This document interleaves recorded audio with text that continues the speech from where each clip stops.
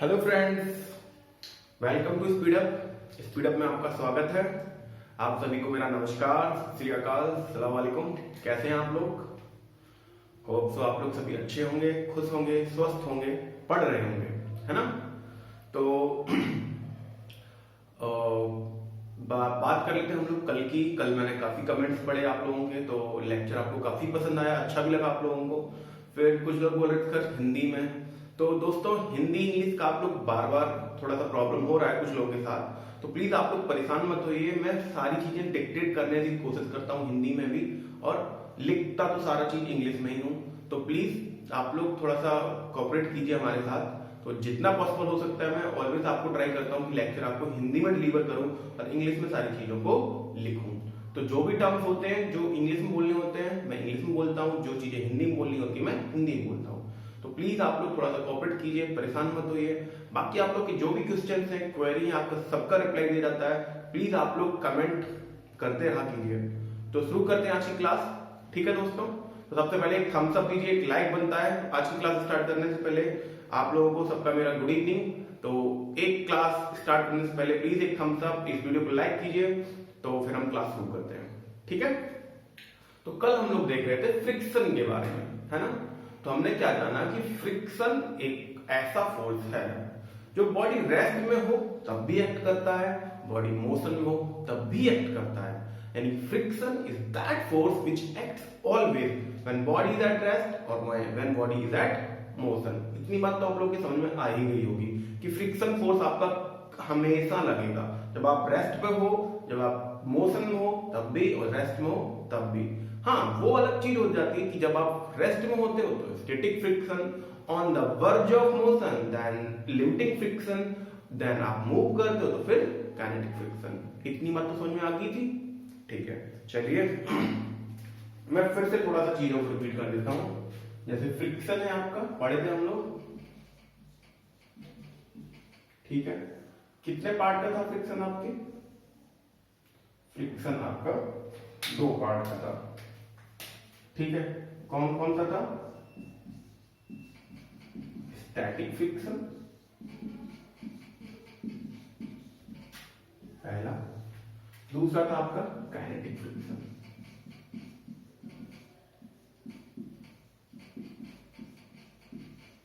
ठीक है, kinetic friction, okay?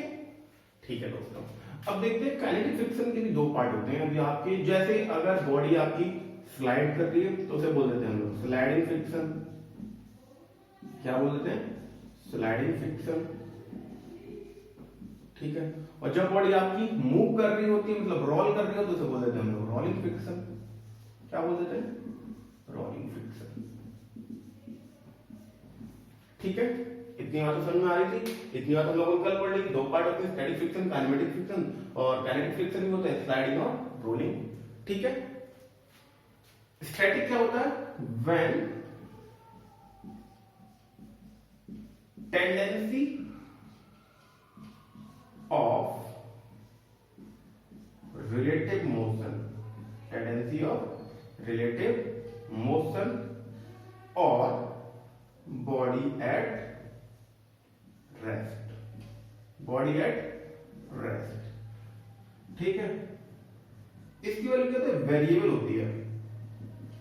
क्या होती है? वेरिएबल होती है, और सेल्फ एडजस्टिंग होती है। अपने हिसाब से अपने आप को एडजस्ट करिए। हम जो निकालते हैं तो उससे अगर जान आ रही है तो अपना एडजस्ट कर लेते, थोड़ा सेल्फ एडजस्टिंग, है ना? और मैंने देखा था कि आपकी जो स्टैटिक फ्रिक्शन की वैल्यू थी हमेशा लिमिटिंग फ्रिक्शन की वैल्यू से कम आती है, ठीक है? और काइनेटिक फ्रिक्शन की बात की जाए तो ये क्या हो जाएगा? काइनेटिक फ्रिक्शन की बात की जाए तो ये क्या हो जाएगा? बॉडी इन मोशन, बॉडी किस हो जाएगी? मोशन में, और ये किससे नोट हो जाएगा आपका? एफ के से, ठीक है दोस्तों? यहां तो कोई परेशानी नहीं हुई थी। कल हम लोगों ने इतना सारा पढ़ लिया था, ठीक है? ओके, आज हम लोग बात करते हैं कूलम्ब्स लॉ ऑफ फ्रिक्शन की। कूलम्ब साहब ने क्या कहा है, इसको साफ रब कर दो प्लीज, स्क्रीनशॉट ले लीजिए आप लोग, लिख लीजिए, ठीक है? क्या पढ़ेंगे आज हम लोग? Coulomb's law of friction. चलिए देखते हैं भाई कूलाम्स लॉ ने क्या कहा है।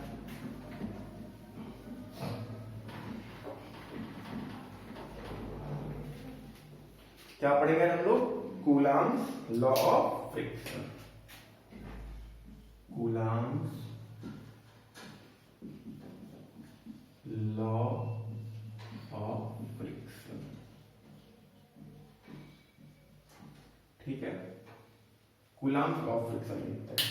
कूलाम्स आते हैं आपके 1715 में, एक आपके फ्रेंच साइंटिस्ट थे, फ्रेंच साइंटिस्ट थे।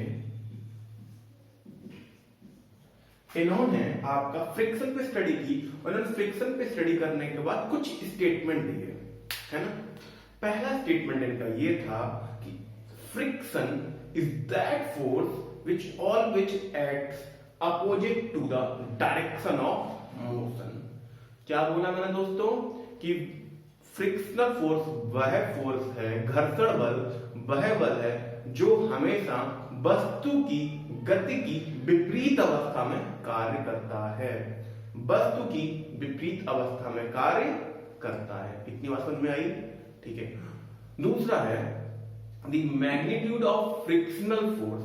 Magnitude of frictional force is equal to the applied force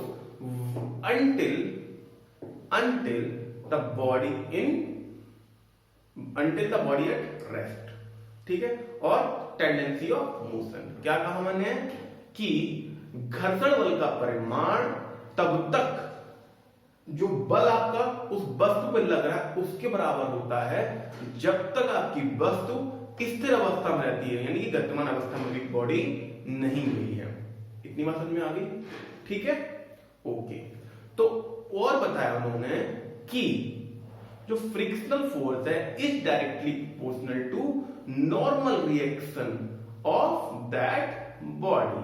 जो आपका घर्षण बल है उस वस्तु की, जो आपका रिएक्शन को हिंदी का जो उसकी वस्तु है, वस्तु के रिएक्शन के प्रोपोर्शनल होता है। ठीक है, कोई दिक्कत नहीं। अलग अलग वस्तुओं के लिए अलग अलग कोफिशिएंट ऑफ फ्रिक्शन होता है। क्या I mean to say that friction coefficient is different for different bodies and different surfaces.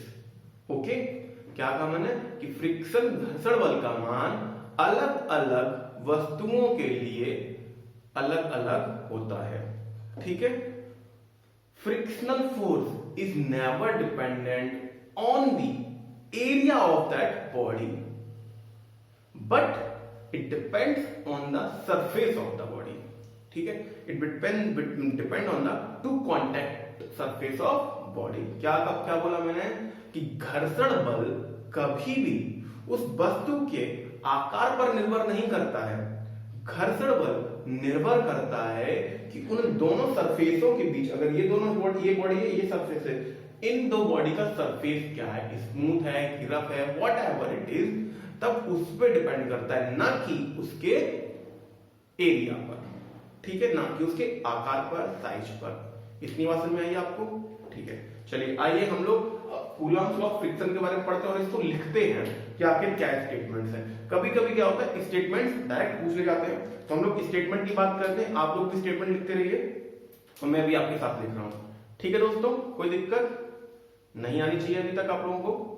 ठीक है, बात करते हैं हम लोग Coulomb's law of friction. Statement लिखते हैं हम लोग। पहला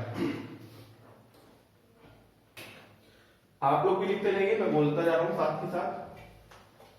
और जो हिंदी वाले, देखो मैंने हिंदी में आपको डिक्टेट कर दिया है, तो प्लीज आप लोग वीडियो पॉज करके वो स्टेटमेंट हिंदी में भी लिख लीजिए, और मैं इंग्लिश में तो लिख ही रहा हूं। ठीक है, तो कोई परेशानी नहीं होनी चाहिए हिंदी इंग्लिश की आप लोगों को। ओके, प्लीज समझ में आ रहा है ना? समझ में आ रहा है तो प्लीज आप लोग कमेंट कीजिए कि हाँ सर बिल्कुल समझ में आ रहा है, मुझे हिंदी में भी समझ में आ गया और इंग्लिश में भी समझ में आ गया। ठीक है, प्लीज एक बार कमेंट कीजिए और वीडियो को लाइक कीजिए, फिर मैं आगे बढ़ाता हूं आपको। ओके, चलिए ठीक है, बिल्कुल। पहला स्टेटमेंट है frictional force always acts such as to oppose the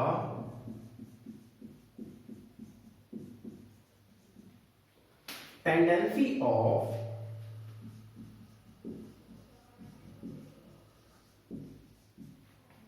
one surface to slide relative to other. To slide relative to other. ठीक है। फ्रिक्शनल फोर्स या घर्षण बल हमेशा सरफेस के विपरीत दिशा में कार्य करता है। ठीक है। और वह उसके मोशन को अपोज करता है, किसी भी वस्तु के मोशन को अपोज करता है। ठीक है। अगला पॉइंट लिखते हैं। घर्षण बल का परिमाण, the magnitude of frictional force, magnitude of frictional force is exactly equal to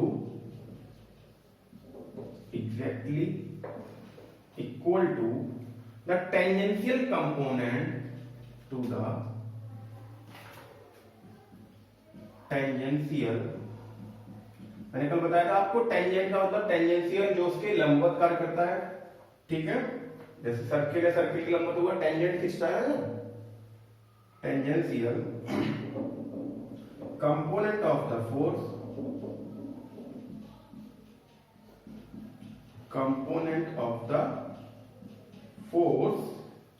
which tends to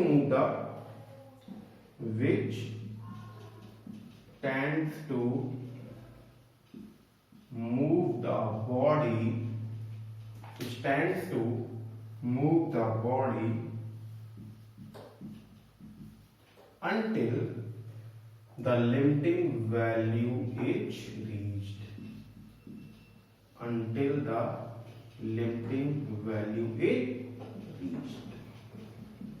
ठीक है। क्या बताया मैंने आपको कि घर्षण बल का परिमाण बिल्कुल एग्जैक्टली इक्वल होता है tangential component of the force, जो फोर्स अप्लाई हो रहा है उसके बराबर होता है। कब तक? जब तक द लिमिटिंग वैल्यू, जब तक वैल्यू आपकी बस जस्ट टेंडेंसी ऑफ मोशन है, लिमिटिंग वैल्यू उसकी रीच होने वाली है, तब तक उस घर्षण बल का परिमाण अप्लाइड फोर्स के इक्वल होता है। यहां तो कोई दिक्कत किसी को नहीं। चलिए आगे बात करते हैं हम लोग अगले से।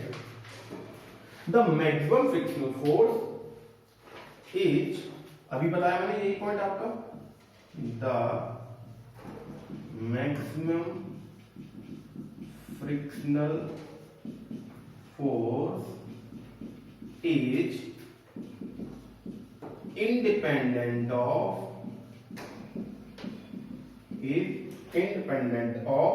the area of contact, independent of the area of contact between two surfaces. ठीक है, लिखा है between two surfaces and depends on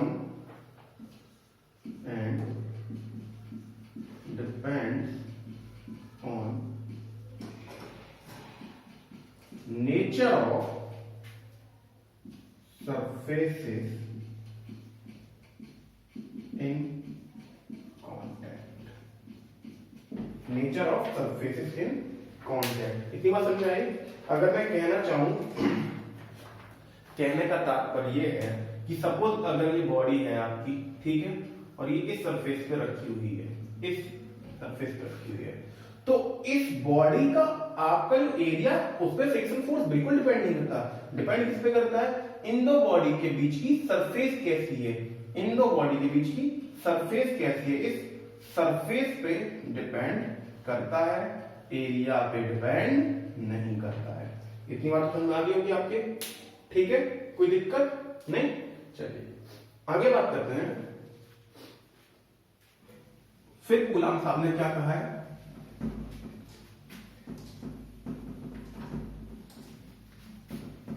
coulomb साहब कहते हैं कि अगर स्टैटिक फ्रिक्शन है ना, तो static friction is directly proportional to the normal reaction.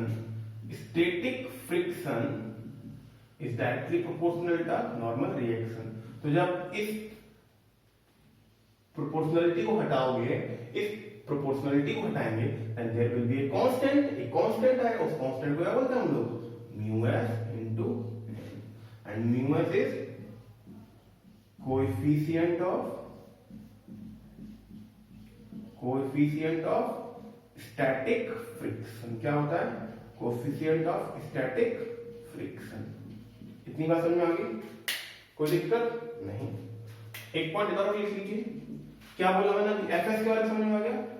F के क्या होता है, F K is directly proportional to normal reaction, F K equal to constant आएगा mu K into N, where mu K is coefficient of kinetic coefficient of kinetic friction. ठीक है, यहां तक कोई दिक्कत किसी को, इतनी बात समझ में आई है ना। चलिए आगे बात करते हैं हम लोग अगले टॉपिक की। ये सब लिख लिया हुआ आप लोगों ने, ठीक है, स्क्रीनशॉट ले लीजिए। अब हम लोग क्या लिख रहे हैं कि जो डिफरेंट टाइप के आपके सरफेसेस होते हैं ना, उनके बीच में कोएफिशिएंट ऑफ फ्रिक्शन की वैल्यू कितनी होती है ना। फ्रिक्शनल कोएफिशिएंट कितना होता है डिफरेंट सरफेसेस के बीच। जैसे मेटल ऑन मेटल हो गया, वुड ऑन वुड हो गया, यानी कि लकड़ी लकड़ी पे रखी हुई है, अर्थ ऑन अर्थ हो गया, है ना, और आपका metal on metal, metal on would, would on would, earth on earth, मतलब अर्थ ऑन अर्थ के ऊपर रखी हुई है, ठीक है, रबर ऑन कंक्रीट।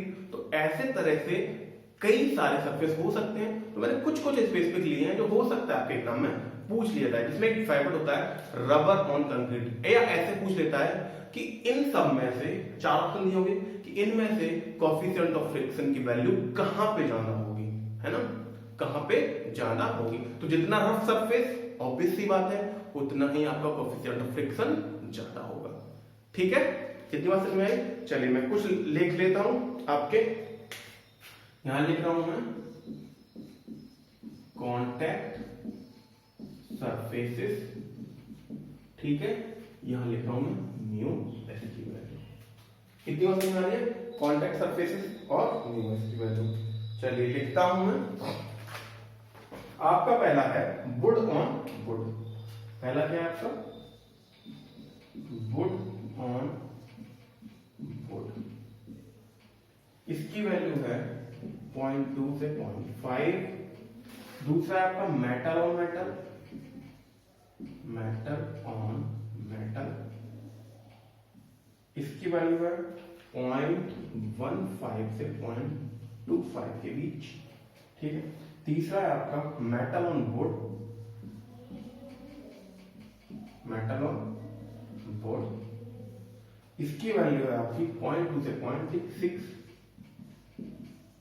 ठीक है। अगला आपका अर्थ ऑन अर्थ, जो पूछ लिया जाता है कभी कभार, अर्थ ऑन अर्थ, इसका होता है आपका 0.2 से 1, कितना है 0.2 से 1.0, ओके। अगला देखते हैं हम लोग, अगला आपका रबर ऑन कंक्रीट। क्या है आपका रबर ऑन कंक्रीट, ये बहुत इंपॉर्टेंट है दोस्तों, रबर ऑन कंक्रीट, है ना, इसको आप स्टार मार्क कर लीजिए, क्योंकि रबर ऑन कंक्रीट, अब देखिए मैंने बोला था कि इससे जितना रफ सरफेस होगा उतनी ही ज्यादा फ्रिक्शनल कोएफिशिएंट की वैल्यू होगी। तो रबर है भाई और कंक्रीट, रफ सरफेस बन गया, यानी कि रबर जाके घुस जाएगी उसमें, कंक्रीट में रख जाएगी। फिर जब इसको खींचोगे ना, तो खींचने के टाइम इरेगुलरिटीज बहुत ज्यादा होंगी इसमें, ऐसे कुछ घुस के बैठ जाएगी रबर इसके अंदर, इरेगुलरिटीज बहुत ज्यादा होंगी, इसलिए फ्रिक्शन कोएफिशिएंट की वैल्यू यहाँ पे सबसे ज्यादा होगी, और वो होती है 0.6 to 0.9। कितनी होती है दोस्तों, 0.6 to 0.9। अब बात करते हैं अगली, जैसे रोप है, रोप ऑन वुड, तो रोप भी आपकी चिकनी होती है थोड़ी सी, आपका स्मूथ सरफेस होता है, rope on wood. Rope on wood की बात करें तो रोप ऑन वुड ये हो गया आपका 0.5 से 0.7, ठीक है। तो अगर कल को आपके एग्जाम में पूछ लिया जाता है कि इनमें से किस सरफेस पे फ्रिक्शन कोएफिशिएंट ज्यादा होगा, तो आप इजीली बता सकते हैं कि किस सरफेस पे आपका फ्रिक्शन कोएफिशिएंट ज्यादा होगा। मैंने आपके सारे सरफेस जो भी इंपॉर्टेंट है लिख दिए हैं, तो आप इन दो को जरूर याद रखना कि rubber on concrete and rope on would, ठीक है। यहां तक आप लोग लिख लीजिए, फिर हम लोग बात करते हैं आगे की। लिख लिया आप लोगों ने? चलिए आगे बात करते हैं।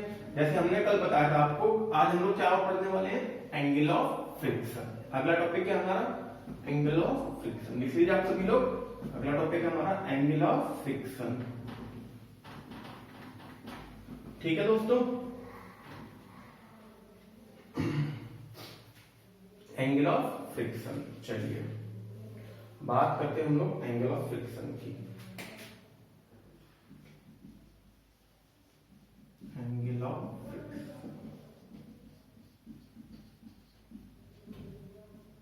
यहां तक कोई दिक्कत नहीं। चलिए हम देखते हैं कि सपोज आपकी कोई बॉडी रेस्ट में रखी हुई है, एक बॉडी है आपकी रखी हुई है, सरफेस है आपका, ठीक है। ये बॉडी है, इसका वेट कनेक्ट कर रहा हूं दोस्तों नीचे W। न्यूटन का third law, contact surface, contact reaction, contact forces equal and opposite और एक्शन रिएक्शन। W है तो इधर रिएक्शन क्या आएगी, N। यहां तो कोई परेशानी किसी को नहीं। अब देखिए ये यहां पे सपोज इसको फोर्स यहां खींच रहा है F फोर्स से, कोई दिक्कत, F फोर्स से खींच रहा है, ठीक है।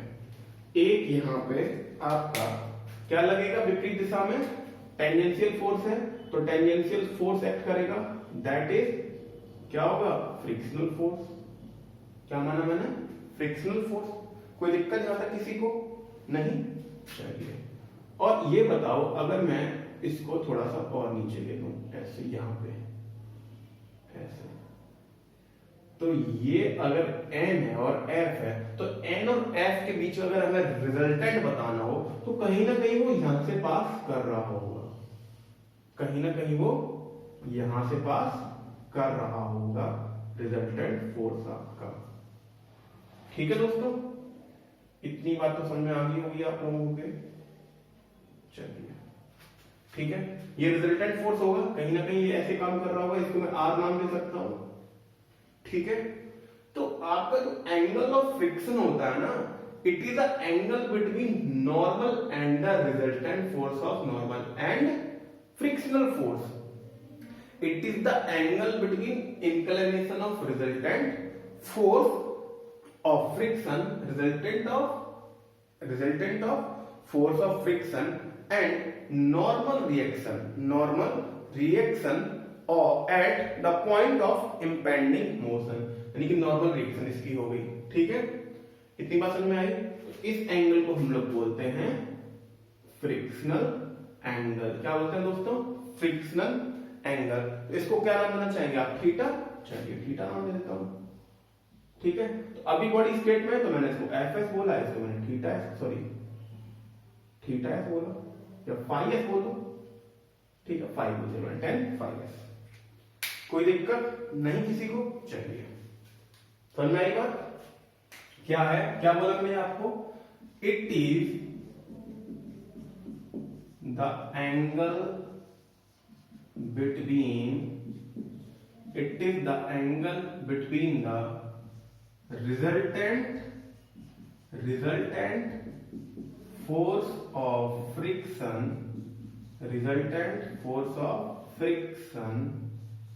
and normal reaction, ठीक है। It is the angle between the resultant force of friction and normal reaction. ये भी स्टेटमेंट में पूछा हुआ है दोस्तों एक बार कि जो आपका एंगल ऑफ फ्रिक्शन है वो किस किस के बीच होता है, रिजल्टेंट फोर्स और नॉर्मल रिएक्शन के बीच में। तो स्टार मार्क कर लेना, पूछ लेना ऑब्जेक्टिव में एक बार पूछा गया है। ओके, यहां तो कोई दिक्कत किसी को नहीं। अगर मैं इसको मिला देता हूं, वैसे सपोज ये ऐसे कुछ मिल गया, एक राइट एंगल ट्रायंगल बना रहा है, राइट एंगल ट्रायंगल बना रहा है। राइट एंगल ट्रायंगल आपको पता है क्या होता है, लाल बटे कक्का हिंदी वालों के लिए, और पाकिस्तान भूखा प्यासा, हिंदुस्तान हरा भरा। कितनी बात समझ में आई है आपको? अब देखिए हमारे पास एन है आपका बेस में और आर है आपका किसमें, हाइपोटेनियस में। ठीक है, तो अगर मैं इसकी बात करता हूं तो ये क्या बना रहा होगा इसके साथ, ये परपेंडिकुलर, ये बेस, ये हाइपोटेनियस। ठीक है, तो लंब बटे आधार आपका, हाँ ठीक है। अगर मैं सॉरी, ये आपका बेस है, ये आपका बेस है, ये परपेंडिकुलर है, ये हाइपोटेनियस है। ठीक है, ये परपेंडिकुलर है और ये हाइपोटेनियस। अगर ऐसे में देखूं जाके तो यहां पे टेन बन रहा है, बन रहा है कि नहीं बन रहा है, टेन बन रहा है। ठीक है, तो tan phi S, tan angle बन रहा है, यानी टेंजेंट मतलब देखो ये होता है आपका साइन, ये होता है कॉस, ये होता है टेन। ठीक है, यानी लंब बटे आधा और ये परपेंडिकुलर अपॉन बेस। ठीक है, कोई दिक्कत नहीं है। अरे बताओ कोई दिक्कत आ रही हो तो, अरे बताओ भाई, कोई दिक्कत आ रही है क्या कहीं पे भी? नहीं आ रही है, चलिए ठीक है।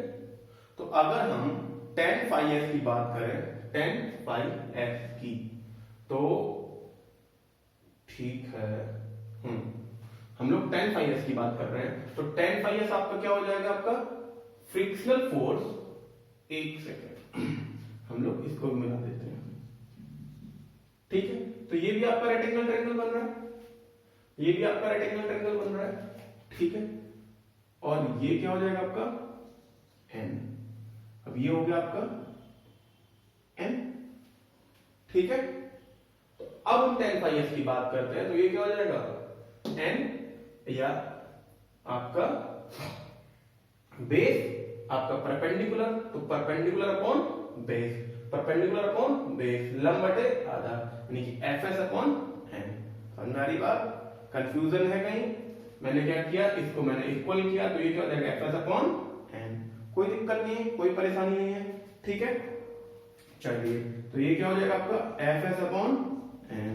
स्टैटिक फ्रिक्शन की वैल्यू है, तो एफ एस क्या होता है आपको पता है, F S equal to mu s into N, N से एन खत्म, तो tan phi S equal to कितना हो जाएगा आपका म्यू एस। ठीक है दोस्तों, यहां से कोई परेशानी? भाई सिंपल सी चीज है, एंगल आपकी दिखा दी हमने tan phi S. Okay okay, चलिए लिख लीजिए आप लोग, फिर मैं आगे बढ़ता हूं। ठीक है, लिख लिया आप लोगों ने? चलिए, अभी कुछ लोगों का कमेंट आ रहा था कि सर हमको एंगल समझ में नहीं आया, एंगल समझ में नहीं आया, तो फिर से एंगल को समझ लेते हैं। देखिए क्या है,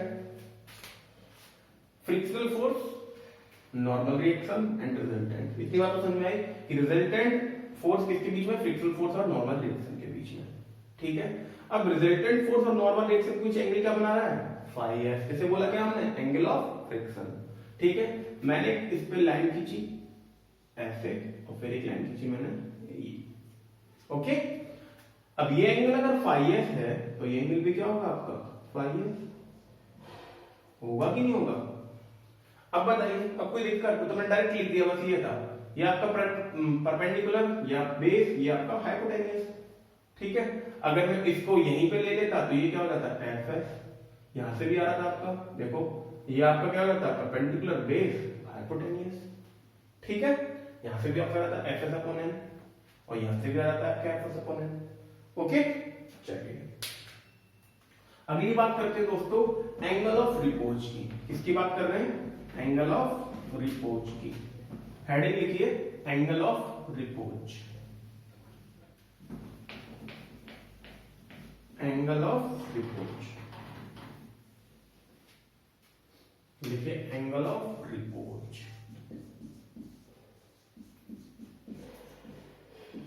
ठीक है, एंगल ऑफ रिपोज ये कहता है कि when when it is the minimum angle when a body on the verge of motion. देखो कैसे, सपोज ये आपका सरफेस है, ठीक, अब बॉडी आपकी यहां नहीं है, बॉडी आपकी इंक्लाइंड सरफेस पे रखी हुई है। कहां पे? इंक्लाइंड सरफेस पे, यहां रखी हुई है आपकी बॉडी। तो अगर बॉडी आपकी यहां रखी हुई है तो ये जो इंक्लाइंड सरफेस है इसके साथ जो एंगल बनाता है उसे बोलते हैं हम लोग क्या? Angle of repose, and it is denoted by alpha. It is denoted by alpha. इतनी बात समझ में आ रही है? कोई दिक्कत? अरे बताओ भाई, कोई दिक्कत हो किसी को?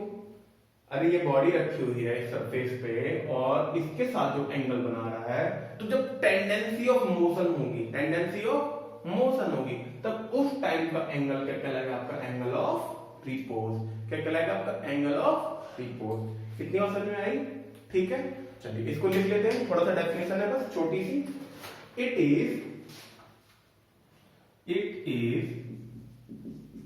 Defined as the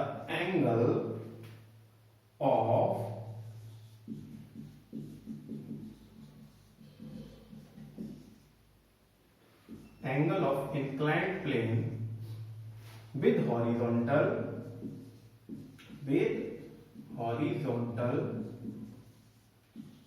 at which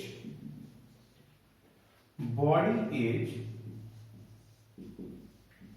just on verge of sliding, just on verge of sliding,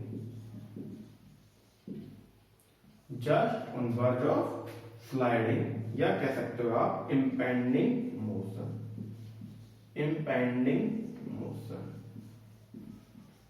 ठीक है, क्या बोला मैंने आपको कि it is defined as the angle of inclined plane. Inclined plane ये है आपका, ये आपका कौन सा प्लेन है? Horizontal plane. तो इंक्लाइंड प्लेन और हॉरिजॉन्टल प्लेन के बीच में जो एंगल है वो क्या होता है? Angle of repose, but on the verge of sliding. क्या बोला मैंने? On the verge of sliding, यानी कि मोशन कहां हो रहा होगा? इस तरफ कुछ इंपेंडिंग मोशन हो रहा होगा। ये आपका क्या हो गया? Inclined plane, inclined plane. ये आपका क्या है? Horizontal plane. कितनी बात समझ में आ रही है? ठीक है, and it is denoted by, it is denoted by alpha. ठीक है, it is denoted by alpha. लिख लिया आता? चलिए अगला टॉपिक लिखते हैं, relation between angle of friction, relation between angle of friction and angle of repose। क्या बोला मैंने? relation between angle of friction and angle of repose। ठीक है, अब देखिए, अब एंगल ऑफ रिपोज तो तभी आएगा जब आपका इंक्लाइंड प्लेन होगा, हॉरिजॉन्टल प्लेन होगा। इतनी बात से ताल्लुकात रख रहे हैं आप मेरी? चलिए ठीक है, समझ में आ रहा है ना? समझ में आ रहा है? प्लीज कमेंट कीजिए, आपको समझ में आ रहा है? कहीं भी कोई दिक्कत है आप लोग प्लीज कमेंट में बताइए हमको क्या प्रॉब्लम है। अब देखिए, अगर मैं इसका फ्री बॉडी डायग्राम यहाँ पे ड्रॉ कर रहा हूँ, क्या कर रहा हूँ? फ्री बॉडी डायग्राम ड्रॉ कर रहा हूँ। ये आपका कोई प्लेन है, ठीक है, इस पे एक बॉडी रखी हुई है, कुछ नहीं, ठीक है। पहली बात तो उभर के सामने आई न्यूटन का थर्ड लॉ कि भाई जहां पे कांटेक्ट सरफेस कांटेक्ट रिएक्शन, इतनी बात तो समझ में आ रही? Contact surface contact forces contact reaction, है ना? ये एंगल कितना है आपका? अल्फा। कोई दिक्कत नहीं है। इसका वेट कुछ यूं एक्ट कर रहा होगा, W, ठीक है। अब आपको लग रहा होगा रिएक्शन यहां लग रही होगी, लेकिन भाई साहब इसके लिए प्लेन तो ये है ना, प्लेन ही है तो कांटेक्ट इस और इस सरफेस के बीच हो रहा है ना, तो रिएक्शन कुछ यूं लग रही होगी दोस्त। ठीक है, इसे मैंने आर नाम लिया। अभी बताओ इंपेंडिंग मोशन वस्तु किस तरफ जाएगी, नीचे की तरफ? मोशन किस तरफ हो रहा है, इस तरफ? भाई मोशन तो इस तरफ हो रहा है ना, तो फ्रिक्शन फोर्स किस तरफ आएगा, इसके अपोजिट डायरेक्शन में। तो फ्रिक्शन फोर्स कहां गया, ऐसे कुछ आया आपका, ये फ्रिक्शन फोर्स आया। इतनी बात समझ में आ रही है? ठीक है, अब मैं इसको ऐसे बढ़ाया, इसको ऐसे बढ़ाया, कोई दिक्कत नहीं। अगर ये एंगल अल्फा है तो दोस्तों ये एंगल भी तो अल्फा होगा। ठीक है, अगर ये W है तो W के दो कंपोनेंट टूटेंगे, तो इधर cos अल्फा इधर sin अल्फा। अरे टूटेगा कि नहीं टूटेगा बताओ? इधर क्या होगा आपका W cos अल्फा, और ये क्या हो रहा होगा W sin अल्फा। इतनी बात समझ में आई कि नहीं है? अगर इतनी बात समझ में आ गई तो बात खत्म, कोई दिक्कत ही नहीं है कहीं पे, आप लोगों को समझ में आ गया सारा चीजें। हाँ, अभी बॉडी इंपेंडिंग मोशन है ना कि on the verge of motion, तो यहाँ पे क्या लेंगे, फ्रिक्शन फोर्स हम लोग स्टैटिक मान लो। ओके ठीक है, चलिए बात करते हैं। अगर हम हॉरिजॉन्टल फोर्स को हम लोग इक्विलिब्रियम में करते हैं, सिग्मा Fx इक्वल टू 0, तो W sin अल्फा और Fs एक दूसरे के अपोजिट है, तो मैं लिख सकता हूं कि Fs equal to W sin alpha. अरे बताओ भाई, Fs equal to W sin alpha, Fs की वैल्यू क्या होती है दोस्तों, mu S into normal reaction R equal to W sin alpha. Equation number 1, sigma Fy equal to 0। ठीक है, तो R इक्वल टू कितना हो जाएगा, W cos alpha, vertical forces, तो R equal to W cos alpha. ठीक है, equation number 2, इस R की वैल्यू इक्वेशन नंबर 1 में रख दो, रख दी, तो म्यू एस, इसलिए mu S into W cos alpha. अरे बोलो भाई, आप लोग गुरु समझ में आ रहा है ना? आया चमका ये चीज? चलिए ठीक है, थोड़ा सा मार्कर डाउन हो रही है, तो इधर जाएगा ये, तो ये इधर क्या हो जाएगा, W से W खत्म, sin alpha upon cos alpha क्या हो जाएगा, tan alpha equal to mu S. ठीक है, कोई दिक्कत? अभी आपने पढ़ा है कि tan alpha mu S equal to क्या होता है, tan फाई। अभी पढ़ा ना आपने, mu S equal to tan phi, तो मैं यहाँ पे लिख सकता हूं tan फाई के बराबर, तो tan phi equal to tan alpha. इतनी बात समझ में आई?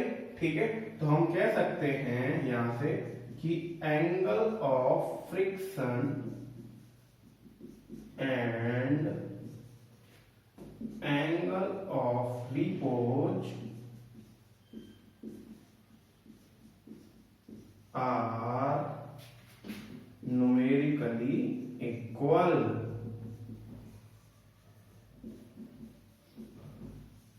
ठीक है, कोई दिक्कत किसी को, कोई परेशानी नहीं?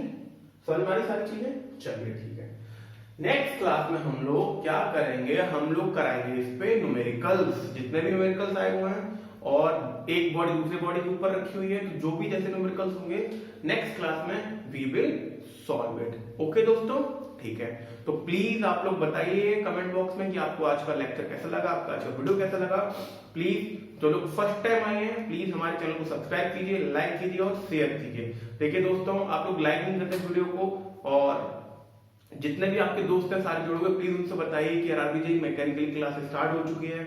आप लोग प्लीज पढ़ते रहिए, अभी से पढ़ना शुरू करेंगे तभी आप अभी तक पहुंच पाएंगे, नहीं तो यहाँ पे इतना सारा सिलेबस है आप लोग खत्म नहीं कर पाएंगे।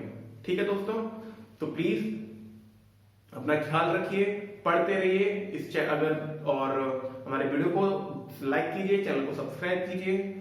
ठीक है, चलिए फिर मिलते हैं नेक्स्ट क्लास में। Okay, bye bye, take care, good night.